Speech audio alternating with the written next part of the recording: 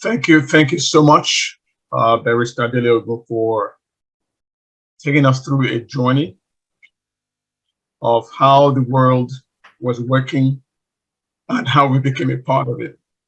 Um, there's a lot in there that you shared, and I'm sure that our audience has a lot of questions.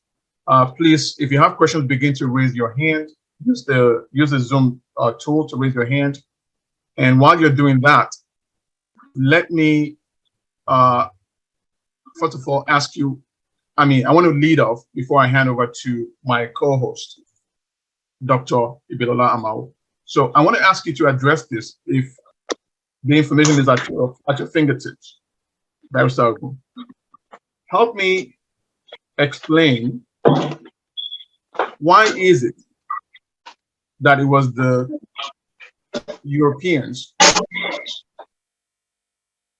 that actually came sailing to our continent, as opposed to us going out to sail to their continent and to the Americas at the time that they had the capability to subdue us.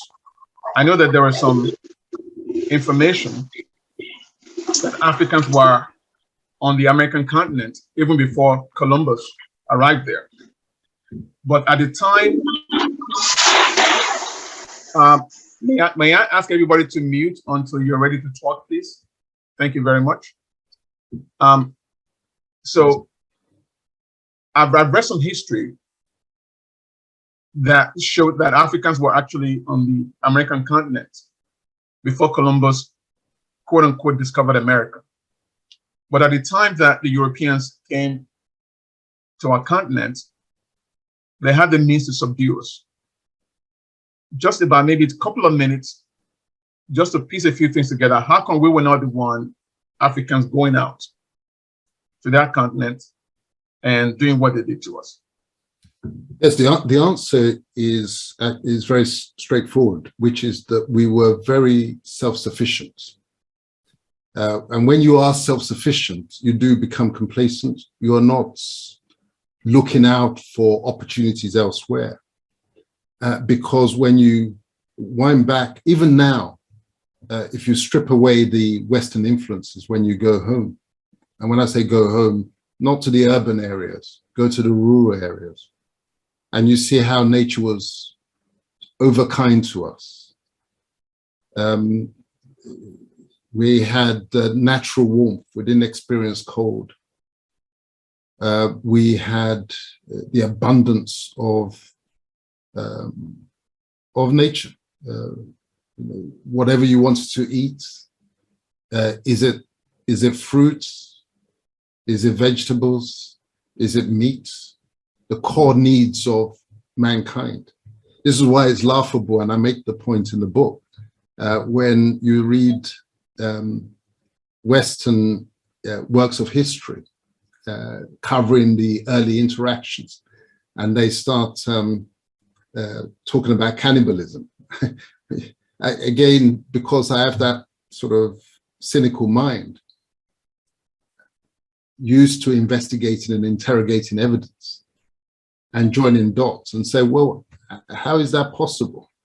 That these bushes were teeming with animals. They always have been.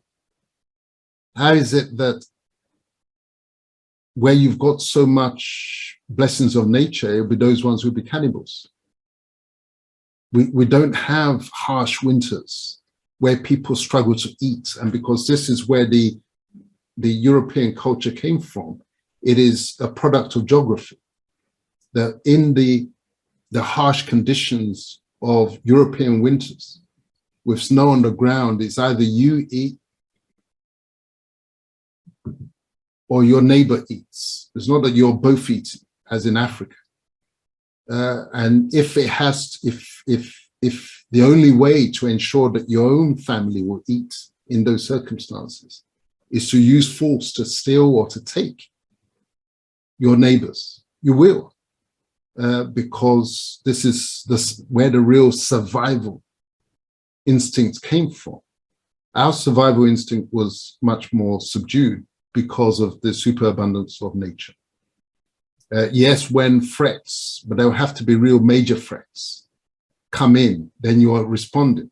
But in the norm, until the ships arrived on our shores, we didn't have those threats. And the native Indians had the same experience. I remember meeting a native Indian judge in Tulsa, Oklahoma, as part of my US government supported visit to America, as part of that international visitor program.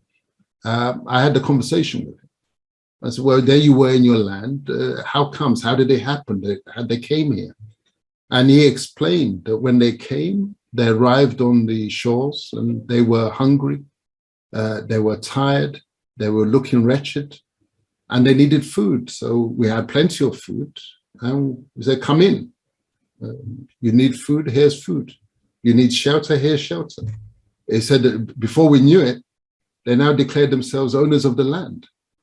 And he said in their culture, this was strange to them because owning the land was as strange as anybody claiming to own the skies, that it was there for use, not for private ownership.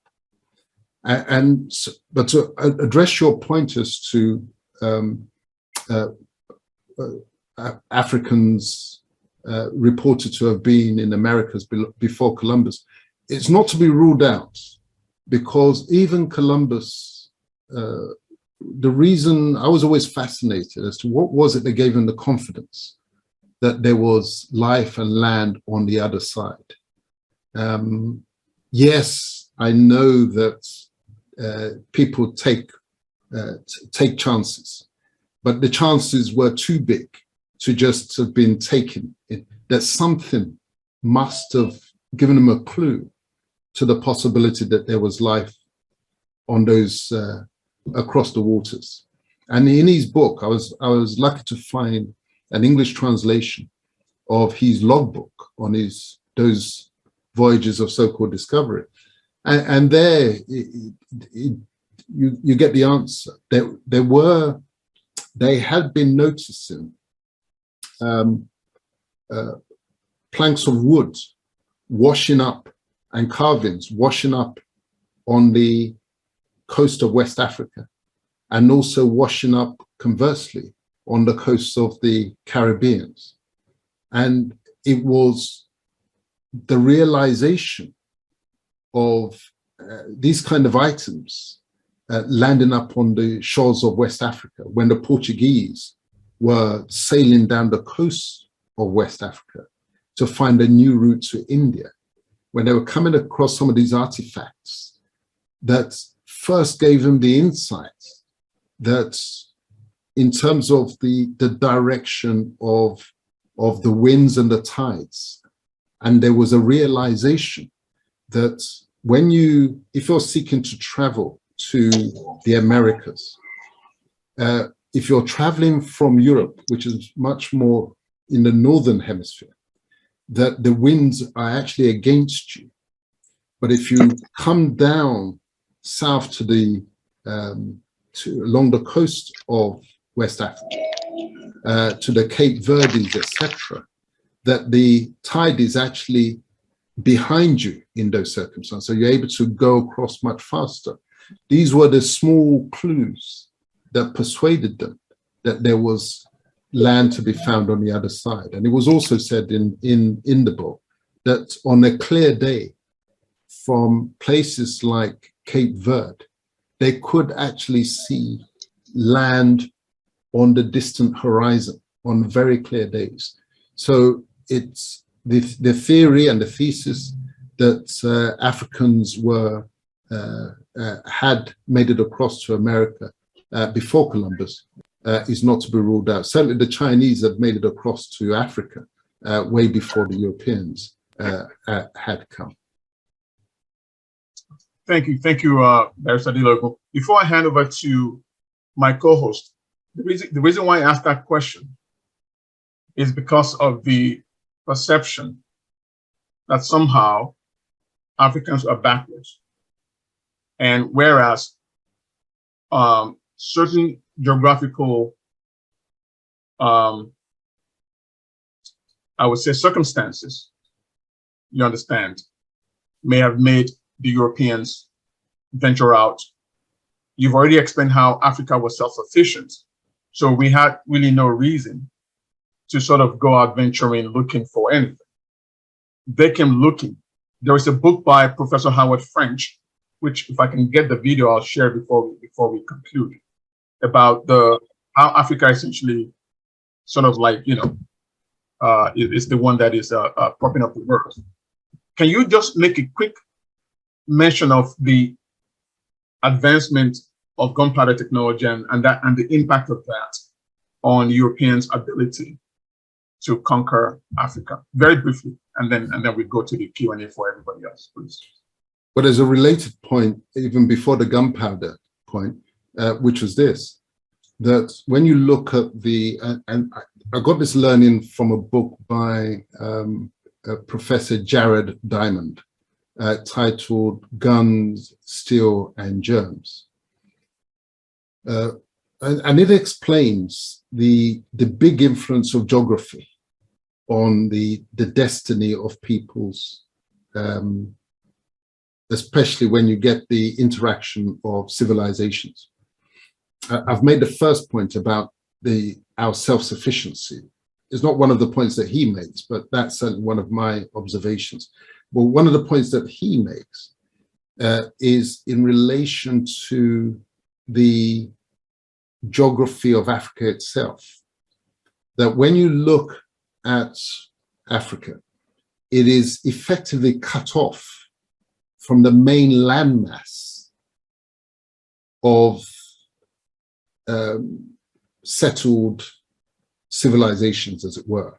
So if you look at what they call Eurasia, which is the stretch that runs from Britain right across to the extremes of Russia, that is all sort of that horizontal landmass.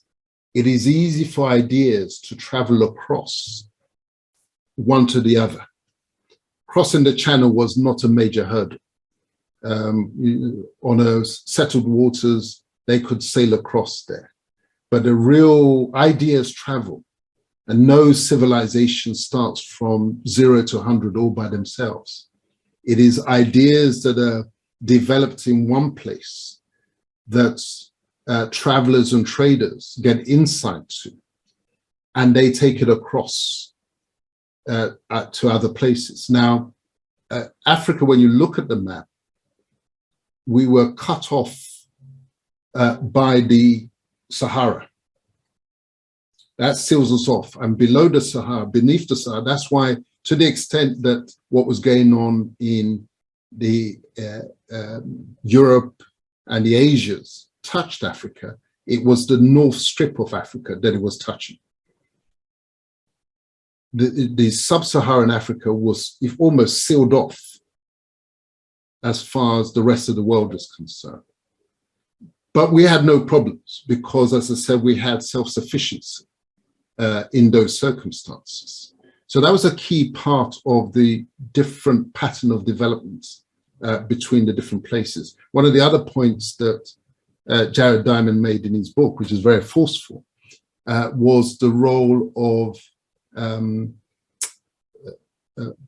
beasts of burden and animals that are capable of being harnessed to mankind's efforts, like the horse and the donkey and the dogs.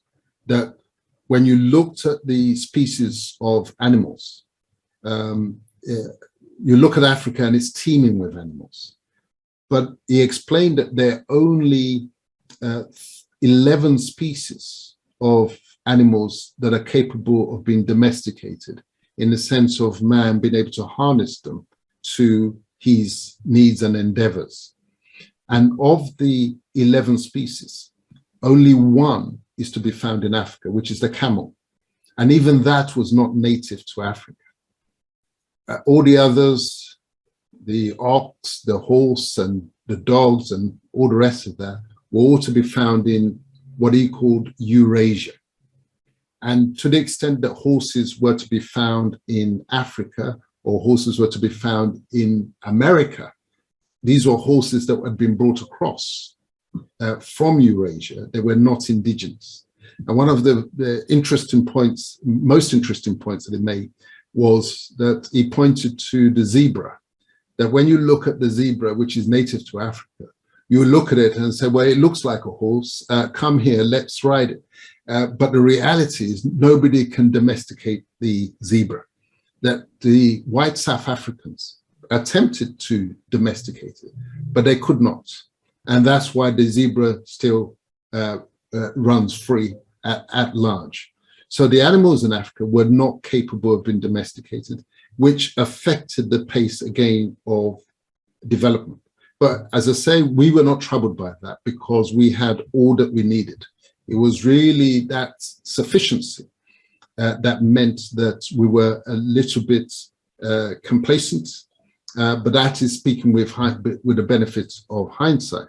And as far as gun technology is concerned, because again, this is one of the issues that I deal with in the book, that the narrative that we were sold was that Africans were always fighting themselves. We're always killing ourselves. But that is not true, because if that were the case, you would have expected that there would be an evolution in our military techniques and weaponry. It was those who were always killing themselves that had the incentive and had reason to be improving, refining, and looking for better, faster ways of landing the kill more effectively. And so the development of weaponry in Europe was the seed of conquest. Conquest was not possible. Colonization was not possible until they got to the point of the gun, whereby they could kill and deliver lethal force at great distances. And the article that you shared the other day explained how it was the Chinese that invented gunpowder. But even the Chinese, because again of that self-sufficiency to a large extent within their own empire, they had no need to take it to the next level of now turning it into instruments of warfare and lethal force. They were using it for fireworks and celebrations. And it was the Europeans who now realized the opportunity of harnessing gunpowder to their military efforts. And it was that now opened the way where a few men in a ship could sail across to places like Africa, sub-Saharan, and the Americas, and confident that with those instruments of death, that with the one gun, they could take 3,000 braves. Even an old woman with an AK-47 can take out however many super muscled men may face them. It's that technological evolution and development that lies at the roots of conquest and colonization. And when the Maxim gun was invented in 1884, my Berlin conference was 1884 to 1885. So there they are sitting around the table deciding who's going to have which parts of the African chicken, let's put it that way. This one wants the leg, this one wants the arm, this one wants a slice of the breast.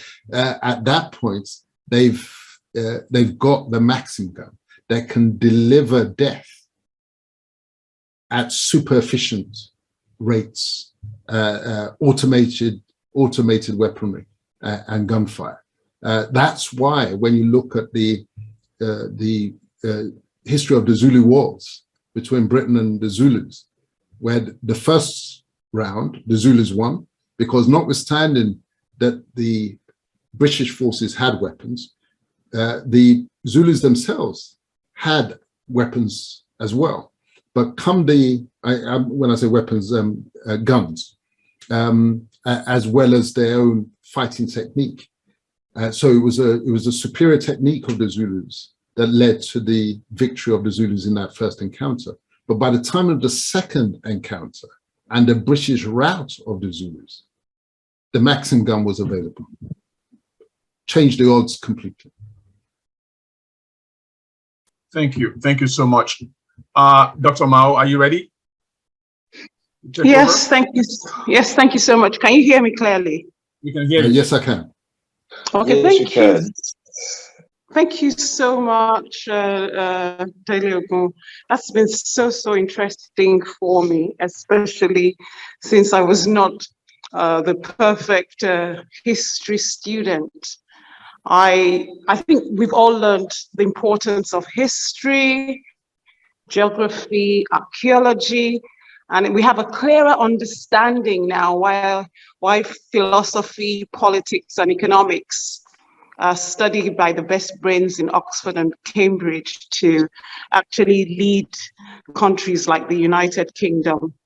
And this is quite a take home for a lot of us now that are beginning to look at the political terrain vis-a-vis 2023 elections, and how could Nigeria actually learn from its past, its history, the colonial influences in America and in Nigeria, and how can we make a positive difference to leave a better legacy for the future generation and our children. So thank you so much for setting the stage and giving us opportunities to ask questions. I'm going to open the floor immediately to the hands I see up at the moment. And I'll just take it in the order that I can see them on my phone. And the first person would be femiology@gmail.com. Could you please type your name, rename your email address so we know who you are? And the floor is open to you. Thank you so much for this attendance. Thank you very much, moderator. My name is Professor Femi Milade. Go ahead with your question, please. Thank you so much, sir. Director Konti Okada. I've followed the narrative by Dele Ogun, and I want to commend him on being quite mad. I didn't know about either too. And the aspect where I want to make a remark has to do with why there is this persistence of the long hands of the British on Nigeria in terms of their neo-colonial legacy. You'll recall that 6 years after, less than 6 years, roughly about 5 years and not up to 3 months, 15th January 1966, the superstructure the British laid was shattered when largely Southern officers, among whom you had a preponderance of Igbos, took over the reins of power, which was hijacked by a senior Southern military officer, Aguiyi Ironsi. And power was temporarily in the hands of the South, but for their lack of good sense in managing power, like the unification decree by Ironsi surrounding himself with only his kinsmen and all that. That could have been the end of this northern domination that has really not allowed us to realize the potentials of the various nations that make up what is called Nigeria today.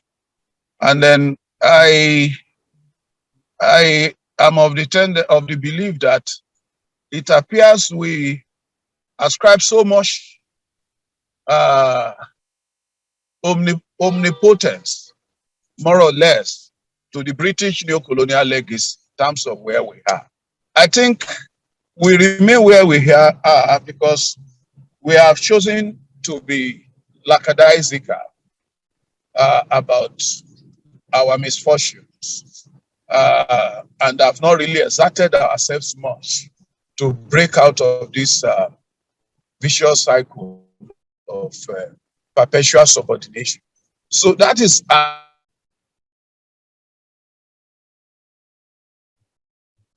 an area where I would like Dele Ogun tremendous time to study Nigeria, to shed light. How do we break out of this cycle? Yeah, Professor Femi, thank you for that question. You say why the persistence of the long hand of the British? How do we break out of this cycle? And you also mentioned the unification decree, Ironsi's administration. I think, let me start from the end, your last question, how do we break out? The only way to solve a problem is to fully understand it. The reason why we've been going around in circles to some extent is that we've been taking shortcuts.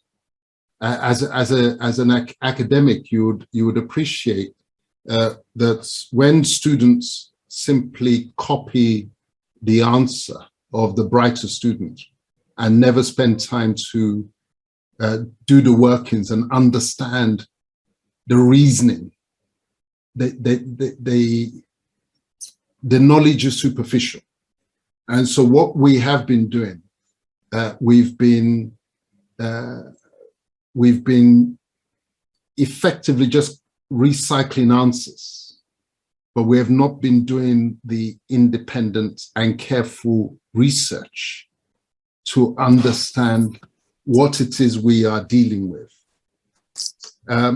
So just to give you context, and I often hear people saying, oh, we know that, we know all about that. But the reality is that they think they know. And I should say, we think we know. Because even now, despite all the research that I've done, I'm still learning new things. And we must have the humility to say that we don't know, we are still learning, and we are open to learning. Must never close off the research and the investigation, because there are still things hidden from us. Let me share this quotation with you. I only came across in the last couple of books that I was reading. This was, which colonial secretary? This was Alan Lennox Boyd. I was reading his, a biography of him, in which I first came across this statement. It has always been understood and agreed that there are certain countries in the Commonwealth which can never expect to be independent. British sovereignty will remain. Now, Lennox Boyd was colonial secretary in the 1950s up until 1959. I say that again. It has always been understood and agreed that there are certain countries in the Commonwealth which can never expect to be independent. British sovereignty will remain. So this is the answer to your question about the persistence of the long hand of what we thought was the dead British Empire. The colonialism empire was all about commerce and commercial opportunity. It's like any other business. Since we're speaking to a commercial alumni, let's put it in commercial terms. You've labored hard to build a commercial enterprise, which is extremely profitable. Unless somebody takes it off you, you're not going to liquidate that entity. And even if the powers that be start putting pressure on you, to let go. You're going to find means and devise means to let go without letting go. As they said, there will be strategic interests which are permanent. Some of the colonies, their interests, their importance within the British Empire was in terms of security. Cyprus was one of those countries. Their strategic importance was more security related. Nigeria's strategic importance wasn't security, it's resources, economic opportunity, a place where resources, critical resources, could be got cheaply, a place where finished products could be sold in great numbers, a place where even now services, whether it's health, education, travel, can be sold in great numbers, very profitably. Margins that you can achieve that you can't achieve if you're trying to sell to Germany, for example. So these are the realities that we have to get to grips with. They're not going to tell us. It's not their job to tell us. You may get the odd helper like Harold Smith that might give us a tip-off, give us a little bit of insights. But it's for us to do the investigation.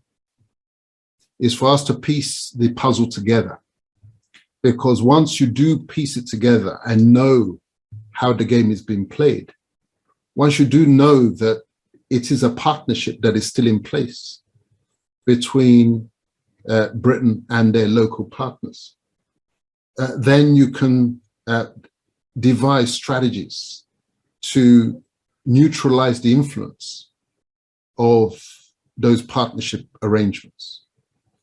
You mentioned the unification decree that was passed by Ironsi following the January 15th, 1966 coup that was blamed on the Igbos. I say that, use that word deliberately, blamed on them. Because again, if you don't do the investigation into the evidence, you will swallow the story that it was an Igbo coup. But it wasn't. At the worst, it was a southern coup. But in actual fact, there is evidence out there which will tell you that it was there's another dimension to that story. Here's the clue. There's a book that I came across written by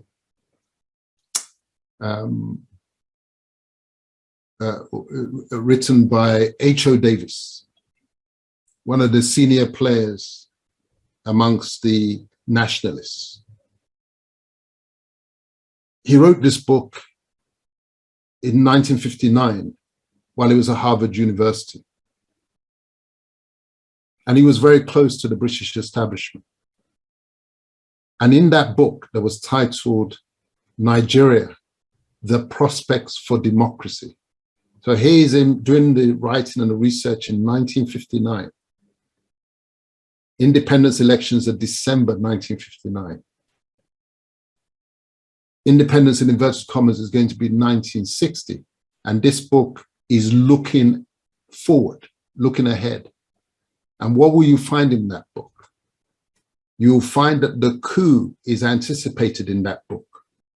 You'll find that the coup that then leads to a period of military rule that now moves us from the parliamentary system to the presidential system. So you can see that some people knew the path that we were going to go down, even before the events happened. This is the critical examination of evidence that we have to go through in order to really get to the heart of what is going on. Otherwise, we'll be clutching out straws each time. We'll be playing the blame game amongst ourselves, and we'll keep tripping ourselves up as we're getting nearer to the front door.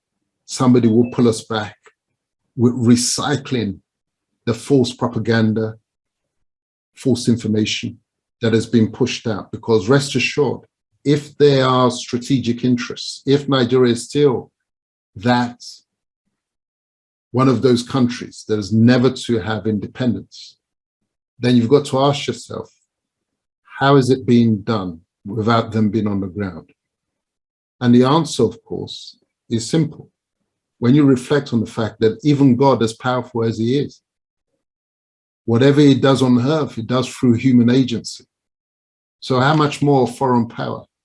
Is it not through agents on the ground and partners on the ground that their desires will be implemented and acted out? I hope that answers your question, Prof. Thank you so much. I think we need to go to the next question because we're fast running out of time. So I'll have Marian Egbe. Could you go ahead with your question, please? Okay, thank you very much. Thank you very much, everyone. Thank you, the speaker. I would like to say, from the topic, which is stated, America independence and the Nigeria independence, they're different stories. Although I was not able to listen to, I was on and off, so I didn't really get the part of the America, but I heard something on the part of the Nigeria that stated it is natural for us to, want to support our own. And then I say yes to that. I totally agree to that. I want to bring my question from the Nigeria political aspect of it right now. And then I want to ask a question that do you believe in the zoning in our political system? Because I do believe in zoning, because as you said, that Nigeria have not arrived to the stage of America in terms of their political decision and all of that. So at this point, still a matter of maybe we choosing our own kind of. That is what I could understand from what you said. But I am saying, yes, it is true, very, very true. But then we should come from the fact that we supported the first for democracy. The first people who supported, they were Obasanjo and Atiku, and then the second person we all supported was Yaradua and what is his name, GJ, Goodluck. And then the next person, Buhari, every youth supported Buhari, and the youth think, okay, Buhari have not been nice or have not done very well, and now the youth is supporting Obi. So do you think the Southwest should support their own, who is now Tinubu, that is there right now, or do you think that we should all support Obi, whom we think? Okay, thank you so much. I think you have. Okay, yeah, I've got the question. Thank you so much. We need to move on. All right, thank you. Let me give the answer in short form. I don't believe in the kind of zoning that we're doing. I think it's superficial, where you're just rotating leadership. You've put all the eggs in one basket, and you're doing turn by turn for the presidency. The business of Nigeria is far too important to be left to the accidents of whose turn may be next. You would not run your business in that way, or we would not run our businesses that way, to say, let somebody else have a turn. The managing director is the managing director for a reason. That one is the visionary. That one's got the insight. That one knows the pathway. You don't simply say after 2 years, the managing director that's developed the business, he should step down and somebody else should have a turn in order to be fair. What you do instead of zoning, it is along the lines of zoning, but it's more permanent and structured. What you do is to recognize the diversity within the country. And what you do is similar to what they do in Europe and what they do in Switzerland. In Europe, they have a union, the European Union, but a German runs Germany, a Frenchman runs France, an Italian runs Italy. Nigeria needs to be structured on the basis where an Igbo man will run Igbo land, a Yoruba man will run Yoruba land, Ijo man will run Ijo land, Hausa man will run Hausa land, Kanuri will run Kanuri land. And the center is where you can just rotate if you like, but that's not where the power and the real decisions are made. These affairs are far too important to leave to sort of lottery arrangement. Moving on to your second question, should the Southwest support Tinubu? Well, you can see my answer. The search for a Superman, we need to stop that. We need a superstructure that would then have an ordinary man, ordinary woman with vision to be able to run their own segments. Within the Fatherland Group, I explain it in the context of what I call an orange union, that the skin of the orange represents Nigeria, that wraps us all. But when you peel the skin of the orange, you see those segments of the orange that make the whole. Each of those segments is an ethnic group.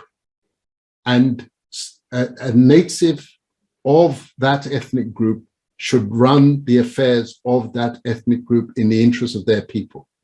Then you don't need to do turn by turn. You will go for the very best that your ethnic group can produce in the interest of your ethnic group. So you have a competitive market in good governance. Fantastic. Thank you so, so much. I think we've learned a lot from that. Could we move to the next question from Chima Olu? Thank you so much. Hi, thank you. Hi, everybody. My name is Chima Olu. Not new to these discussions. Thank you, Dele and Taiwo as well for anchoring this. You've answered kind of some of my questions in a roundabout way, Dele. You mentioned the Orange Union, which we talk about quite a lot. So, which I totally understand. The question that I had underneath that was, with the Orange Union, do you see a time? So, for example, if that doesn't work in this day and age, strategists normally have not one approach, but 2 or 3 or sometimes 4-pronged approaches. So we do talk about the Orange Union, and fair enough, I understand that. However, if that is our only kind of way to go, I think we're probably setting ourselves up to fail. So my first question is are there other kind of approaches that we should be adopting? And they might not be probably as robust as the Orange Union.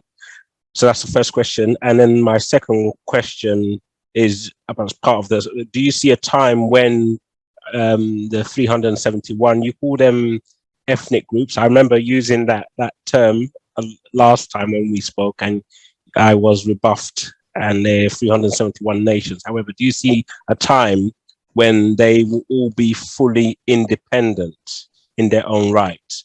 And I just had a final question, which is what advice can I give my son? My son's 17 now. He sees me grappling with all this. He's kind of in the next door at the moment, and I don't understand it. Well, I do understand it.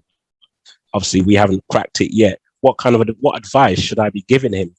Him looking at me, saying that, wow, you know, as probably a historian, a Nigerian, a senior Nigerian, and hasn't quite grappled with the issue of Nigeria, where does that leave him? Thank you. Yeah, thank you, Chima. Alternatives, in fact, your first two questions are related. What's the alternative to the Orange Union? And can you see the nations being independent, 371 nations being independent? Again, I used a business approach. There are merits in aggregation when we can come together constructively. Then it could be a win-win situation.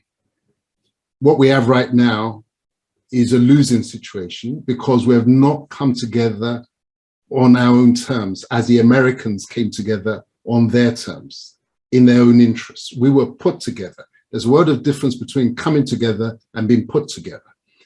Now, if we can find a formula, the Orange Union formula, we can keep the best of being together whilst not negating ourselves and trampling on each other's heads. That's what the Orange Union delivers. Even secessionists will be happy because they will have their Igbo nation, they will have their Oduduwa nation within that Orange Union. The Hausa nation will revive within that Orange Union. That is the win-win. So lovers of Nigeria still have Nigeria, lovers of their own nation still have theirs, just like the British do. It's not, it's not new. The British are British and Welsh, British and Scottish, British and English, and British and Irish. It doesn't have to be either or. The alternative is everybody go their own way. So if the Orange Union doesn't work, then the secessionists will go for secession. Again, there's no great magic about it. So the Orange Union represents an opportunity for both Nigerians and secessionists to join hands and work together, and we keep the best of both. The alternative, everybody goes their own way. Or maybe some groups will say, we'll have a small tangerine rather than an orange. We have a tangerine. Just forget those ones in that area. We'll just come together on that basis. What to tell your son? Tell them not to, tell him that, as Martin Luther King said, freedom has always been an expensive thing. It never comes cheaply. You've got to sweat it out. You've got to do the hard walk. The mistake that many of our generation have made is that we've been looking for the easy path to freedom. It was granted to us and we put our feet up and say, yeah, we're free, not realizing the booby traps and behind the scenes deals that had been done that meant that we could not harness our potential, that we always be like cripples every single time. Yet, when we're out of their systems, when we're living in America, living in Britain, the best of us comes through. Yes? So our children just need to understand that it will take time. It requires persistence. It requires determination. But it is doable because there is no such thing as a superior race. There are races that are more experienced in certain ways of life.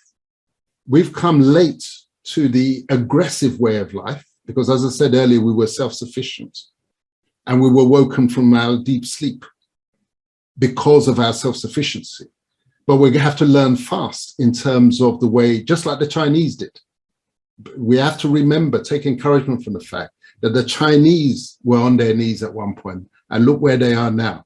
But they didn't take shortcuts. They studied their history. They studied the story.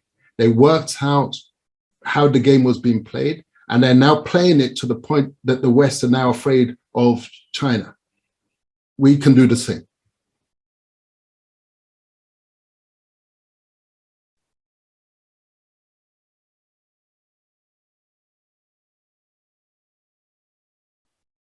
I think our compare has disappeared. She's still here. Dr. Amao, you're on mute. Can you unmute yourself?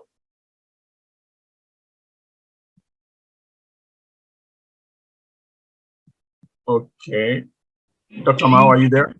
There you go. Yeah, we can hear you now. Go ahead. Oh, you're on mute again.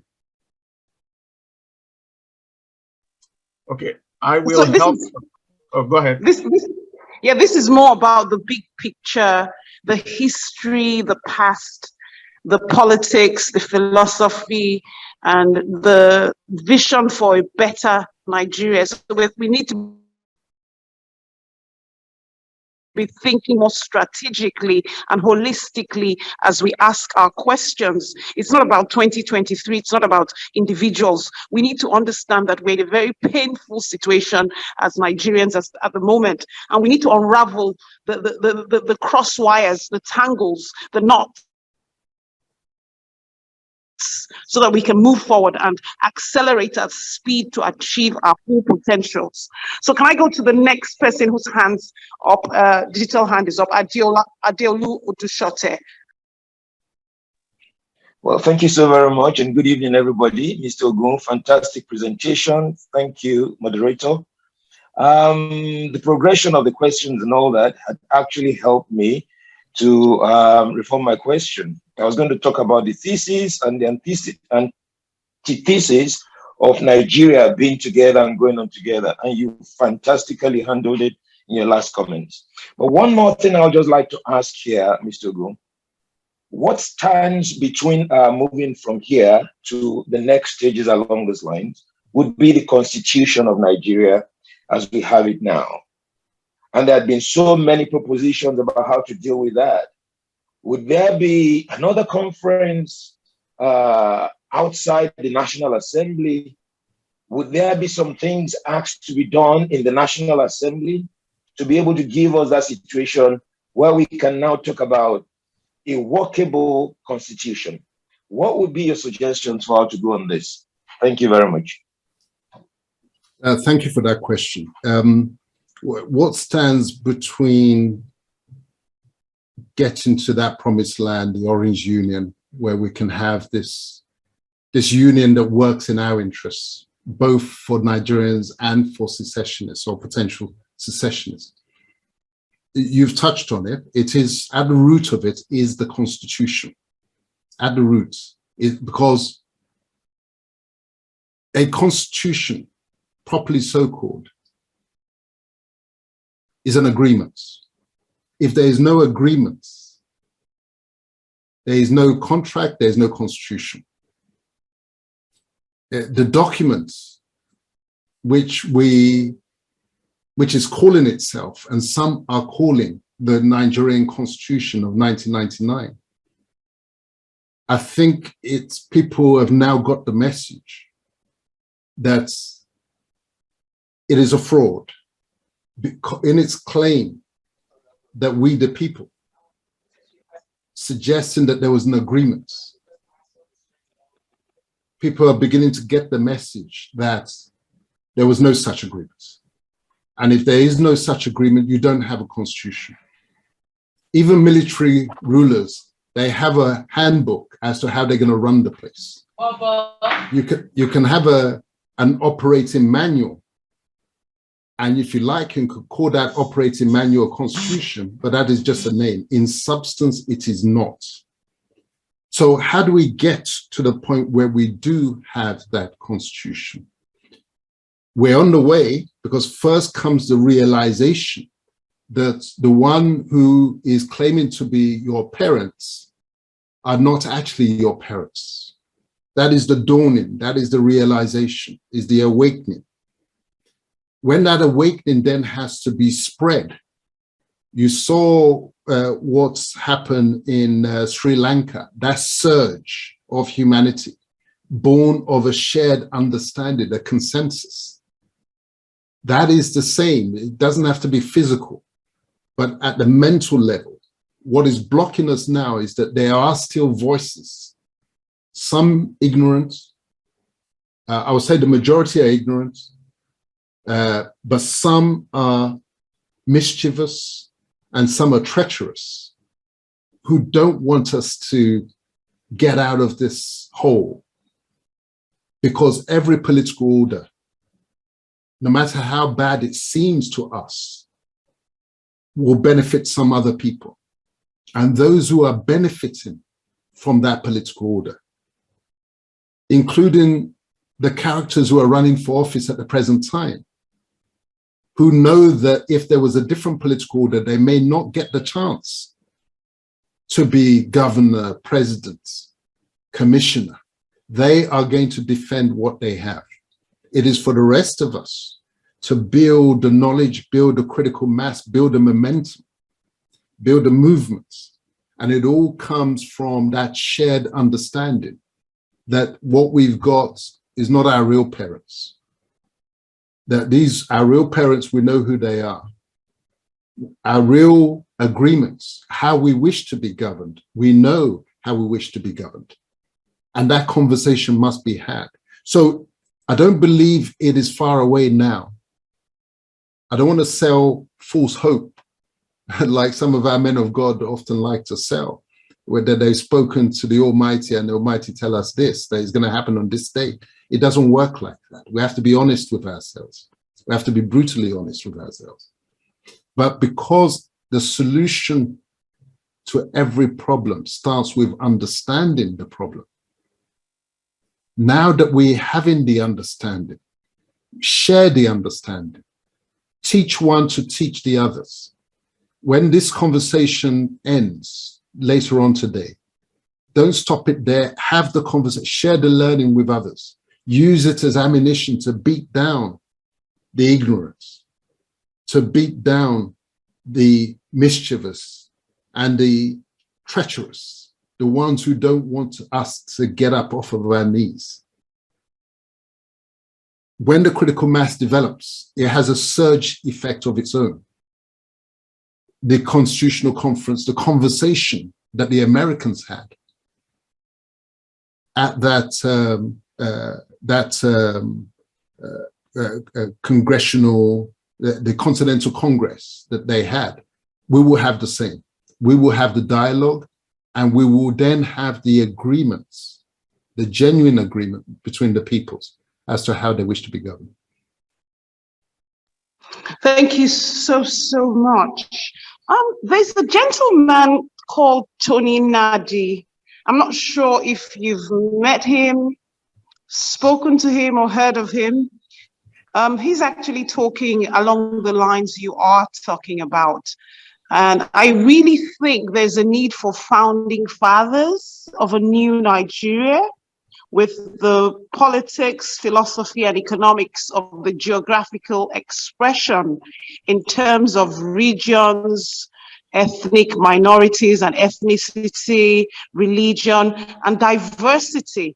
So what would your comments be around kind of stimulating a roundtable conversation that brings the best brains and best minds together to unleash the full potential of Nigeria by taking the shackles of the straps upon the entity called Nigeria by those who have interests against Nigeria achieving her full potential? Thank you. Yes, you're right that now that we know that what we got on 1st of October 1960 was not independence, you're right that the time has come for a new group of founding fathers, if you like, because the independence struggle, let's use this language, it was aborted prematurely by the grant of independence of 1st of October 1960 on their terms, which has left us in the quandary that we have been in, because we dropped the banners, we dropped the campaign, we eased off by virtue of the grant of independence and the surge of oil. Now we realize that that is an illusion. So we are now at the cusp of a new campaign for true independence on our terms, on the terms of the Orange Union. And yes, there are fellow travelers as far as this message is concerned. Anthony Nnadi is one. We knew of each other in the days of Chief Anthony Enahoro, Movement for National Reformation. And we are speaking along the same lines. And there will be a need for a convergence of those voices in the interest of genuine change and of our people. So you're quite right. Let's put it this way. The campaign for independence has just restarted. Wow, thank you so, so much. This is so refreshing and giving us hope. And I think the gentleman whose son has asked him a few questions can actually tell him that the campaign for real independence is just beginning. I feel so honored to have co-hosted this program with Taiwo. And thank you so much once again, Dele Ogun. I'll hand it over back to Taiwo. Thank you so much to all the participants. It's been really refreshing. And I think there's a ray of hope and light at the end of our very dark tunnel, Nigeria at the moment. Thank you. Dr. Amawo, thank you very much for co-hosting with me. Before we go to the closing and vote of thanks, I want to express that part of the reason why I felt that this knowledge was important is because we don't know what has happened, what has transpired. How do we have the context to know what the solution would be? And as Barrister Ogun mentioned, there's a lot of people looking for shortcuts. There are people asking about who should we vote for. You don't even understand what problem that needs to be solved. So how are you going to vote for people you don't even understand what solution they're going to bring to you, whether it's going to address the problem? So there is obviously a need for the majority to have an understanding of our history, where we went wrong, or at least what happened to us. There's nothing wrong with us as Nigerians, not at all. Like every human being that God created, we're all very capable. We are equally endowed. Accident of geography has put, Africa at a disadvantage. But if you don't know that, if you continue to be down on yourself, everybody's saying that the average Nigerian needs to change his mindset. The average Nigerian is corrupt. People don't understand those same Nigerians, when they travel overseas, they don't act corruptly. So we have to understand that our environment has an impact on our social behavior, what is called social norms. So we're good, but there are challenges that have been imposed upon us, and our people need to understand that. If we understand that, you will not have any hatred for your fellow Nigerians, whether they're Igbo, Hausa, Yoruba, whatever. You understand the context that we have a political environment that is necessarily chaotic because it's the way it's been created. If you don't have that understanding, you continue to hate your fellow Nigerians. There's nothing wrong with your fellow Nigerians, but we are now pulling ourselves down like crabs do. Okay, and this history, this understanding is very important. There was a video, there was a speech that Barrister Ogun gave around Brexit, and he made the point that the British themselves are having a very difficult time getting out of a market and economic union, right? This is a union that they voluntarily entered into, and it's taken them a long time and a lot of very tortuous, acrimonious internal debates within the UK to get out of it. It's a very painful process for them. But we have something even much more entwining. We have a political union, one that we didn't enter voluntarily.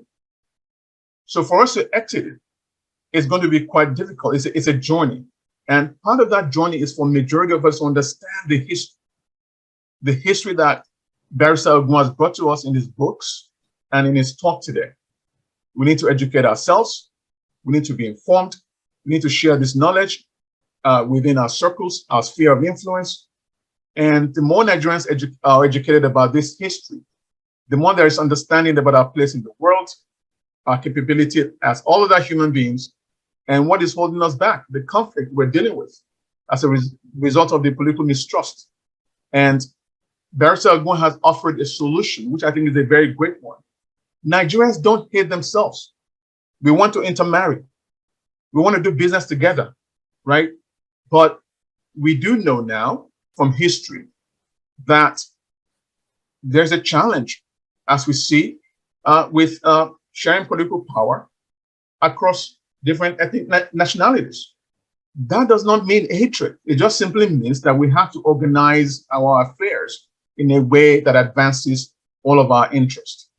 So having potentially an Orange Union, as Barrister Ogun mentioned, in terms of the Yoruba government Yoruba space, Hausa government Hausa space, Igbo government Igbo space, that does not in any way preclude us. Edo government Edo place, Kanuri government Kanuri place. That doesn't preclude us from doing business together, from intermarrying, from being best friends.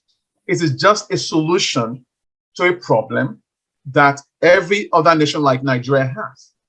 So I want to thank again Barrister Ogun for.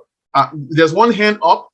Let me give him a chance, if you don't mind. Everybody, just be patient with us. Mr. Abegunde, please go ahead and ask your quick question, and then we'll go to the closing and vote of thanks. Thank you very much, Barrister Ogun. Abegunde, go ahead, please. Thank you very much. I've listened to Dele Ogun in our popular WhatsApp site together, and I again want to thank him for being my professor of Nigerian history. There are two things I want to mention.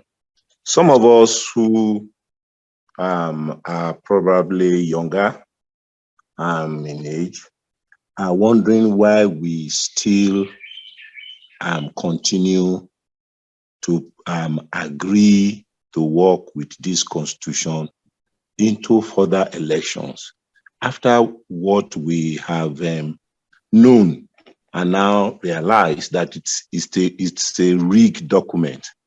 There were lots of agitation to review it, and before now, and suddenly we've all gone quiet again.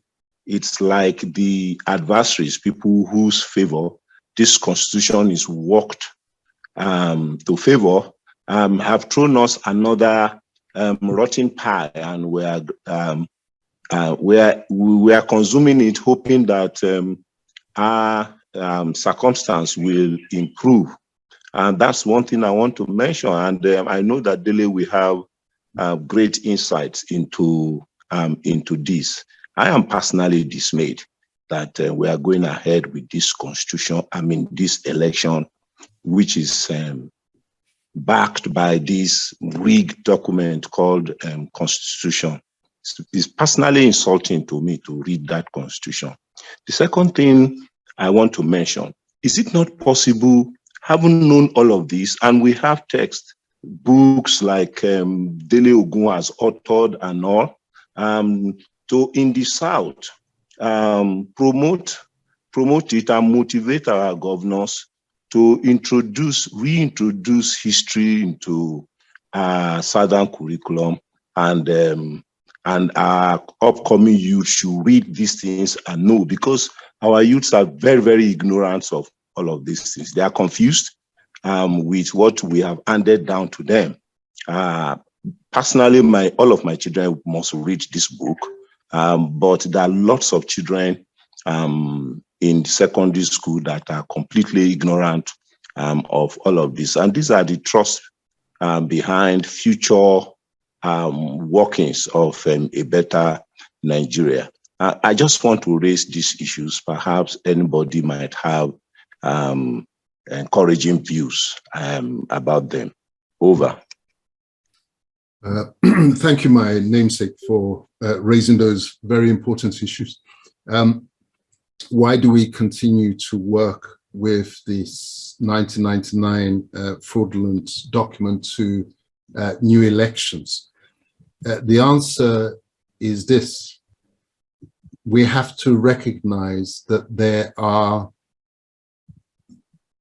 those with a vested interest in keeping this circus act on the road. They're including office holders, including aspirant office holders, who know that this particular structure, fraudulent as it is, anti-people as it is the very thing that they need for themselves and in their own interests. And these ones are not just restricted to the local players and the local actors. They are the external actors. As I said earlier, some colonies were never supposed to be independent. And so you can imagine that if that was the colonial policy, there will be active work going on to make sure that solutions such as we've discussed today should not come through, that we should continue that fantasy search for the Superman that will be all things to all people, whilst ensuring that your lights never come on. Since independence, your lights never come on, because if your lights come on, you start to manufacture. You start to produce, you start to reduce importation and consumption. When you look at what's going on the political scene at the moment, you see, I read the other day that CNN is about to host a discussion with Peter Obi and his running mate. Why do you think CNN is doing that? The men of God all came together, the men of God who we didn't hear from during the troubles, when our people were suffering, when this government has been running the show in the way that it has been. We did not hear their voices, but they're the ones now telling everybody to go out and get your PVCs, as if this is going to be the solution to your problems. You hear the Afrobeat artists being engaged. This is how the forces of the opposition, this is how they operate. They know which buttons to press. The fault does not lie with our people, because it's the lack of understanding that they play upon to perpetuate the game and to keep that show on the road. It is our job, as part of the struggle, the renewed struggle for independence that's restarting, is to get the learning through to our people, for them to understand that those ones seeking office, it can never be their agenda. Those ones seeking office under the current terms, under the current political arrangement, it can never be in their interest to lift you out of poverty. They will promise to do so, but it can never be in their interest to lift you out of poverty and to improve your education. Because if they lift you out of poverty and they improve your education, your votes cannot be easily manipulated in quite the same way. They know that real voting requires a certain level of comfort in your daily existence, that you are not dependent upon the next person for your next meal. Once you're in that situation, your vote is easily captured. So they know it, but it's in their interest to keep the game going. So they'll bring in all the influencers. They'll bring in all the media, powerful Western media, as part of this strategy to keep the game going. Likewise, your point about the reintroduction of history. It is not in the interest for these ones who are profiting from this current political order to expose the people to the kind of learning that we're sharing today. Because it is that lack of understanding that is the root of their strength. And you're effectively asking them to undermine the platforms on which they stand. So we've got to recognize that it is for us who have the genuine interests of our people at heart to mobilize ourselves, to teach one, to teach the other, to get the knowledge down in the form of videos when books are not available, to get it down to our people. And when it gets to the point, it's not that everybody has to be on our same page of learning and understanding, but there comes a point where you've got a critical mass that is sufficient now to force the motion of that vehicle. You don't need 100% coverage. The tipping point is often a lot lower, but those who have the opportunity to know, those are the ones that we've got to get hold of as a matter of urgency, to open their hearts, open their minds to how the game is really being played. And then we begin to move forward. Thank you, Barrister Ogun. I have one hand up. I promise this will be the last one because a lot of people joined us at the beginning of this and it's a long time going already. Mark, please proceed to your question right away and make it very brief, please. Thank you. All right, thank you very much, Taiwo. I think this conversation must continue, must not end. I don't know when the next one is going to come up. Myself and my colleague, Senior Taiwo, we're on the same platform, Comlag Worldwide. And I'm happy to hear from Dele Ogun. You've dissected it so well. You ended well with Tony Nadi. Now, my question is this.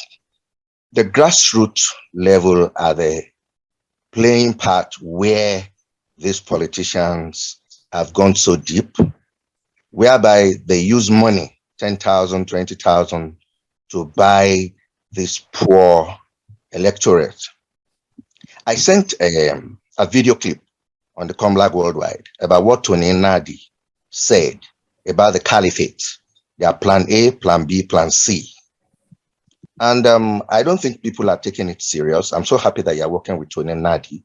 How are you guys going to signage, work together, in resonance to make sure that, especially the grassroots, they understand basically what you're saying? Thank you.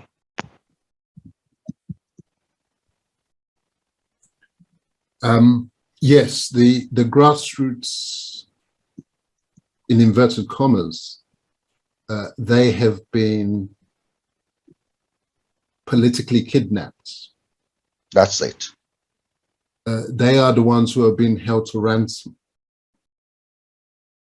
Because as I explained, those are the ones who are being kept captive below the line of comfort and subsistence. And as long as enough of them remain under that line, such that they are just about struggling to breathe. If you visualize a drowning man or woman, when their head is going under the water, they will reach out for anything, even the person who pushed them into the water, in their desperation. And if you keep them in that condition, they don't have the opportunity to sit back and reflect on what is in their interests. They'll grab hold of whatever they can grab hold of. In political terms, that is how our electoral system is working at the moment. The vast majority, the real electorates, they are kept below that line where they are always gasping for the next breath. And they are flapping and reaching out for anybody who will take their hand. And they end up with these opportunities. That is what is going on. That's the reality. So we just have to disconnect, to give them sufficient breathing space for them to be able to sit back and join what I've described as this new campaign for real independence, which is just beginning now. And this conversation is part of the process. I will keep reiterating. You teach one to teach the next and to teach so many others. That is how knowledge cascades down and across, and indeed up as well, is through dialogues and conversations like this. And it's great that we have this technology that enables us to speak in the different parts of the world where we are, such that we can take the learning out to our people.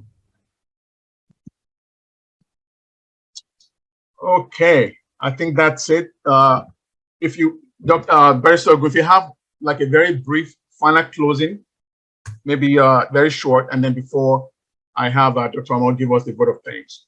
Thank you so much.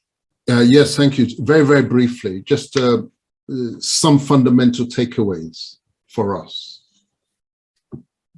First, the realization that there were some colonies that were marked never to be independent. And we have to ask ourselves, in the light of what we've seen since 1960, whether Nigeria is on that list.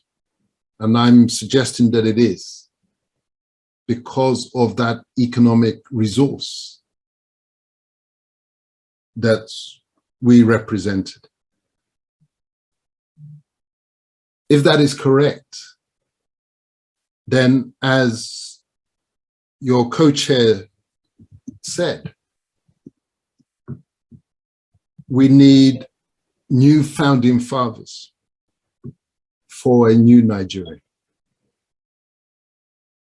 because the struggle for independence was suspended and aborted, but independence has not been realized.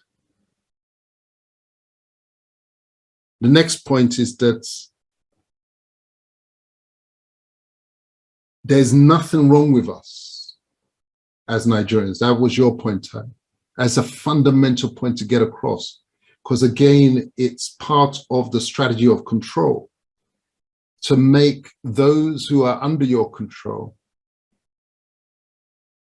doubt themselves, lose belief in themselves, because confidence is everything.